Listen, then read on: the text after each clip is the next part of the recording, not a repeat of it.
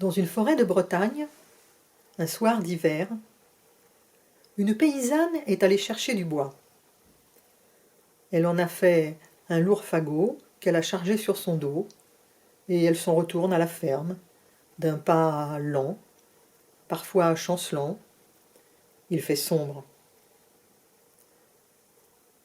Tout à coup, un peu plus loin, à la croisée des chemins, au pied du calvaire, elle voit sur le sol une longue forme blanche. Curieuse, elle dépose son fagot et s'approche.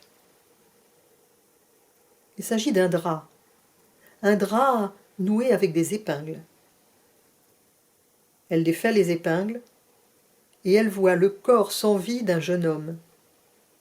C'est pas un gars du pays, elle le connaît pas, non, elle l'a jamais vu. La paysanne est curieuse, mais c'est aussi une avaricieuse. « Oh, toi, mon jeune gars, ton drap, t'en as plus besoin. » Et du bout de son sabot, elle pousse le cadavre du jeune homme dans le fossé. Elle empoche les épingles, recharge son fagot sur son dos, et le drap plié, serré contre sa poitrine, elle rentre à la ferme. Quand elle a dîné d'une bonne soupe trempée, elle ferme sa porte à double tour, et elle met la clé dans le pot sur la commode. Puis elle monte dans son lit clos, elle fait coulisser les 2 vantaux, et elle s'endort. Dans le milieu de la nuit, elle est réveillée par un bruit de pas qui traverse sa pièce.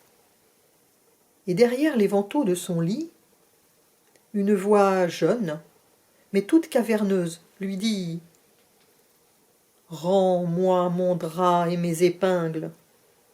Rends-moi mon drap et mes épingles. » La paysanne est terrifiée.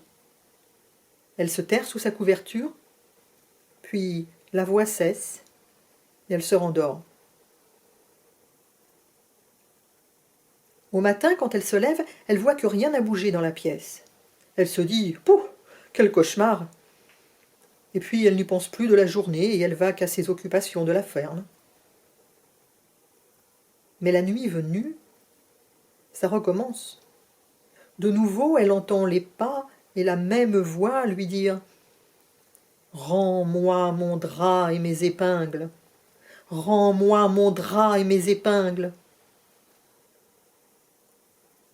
Cette fois-ci, pour s'assurer qu'elle ne rêve pas, transit de peur sous sa couverture. Elle se pince fort à plusieurs endroits du corps. Et elle voit bien qu'elle ne rêve pas. La nuit suivante, ça recommence. Et l'autre nuit encore.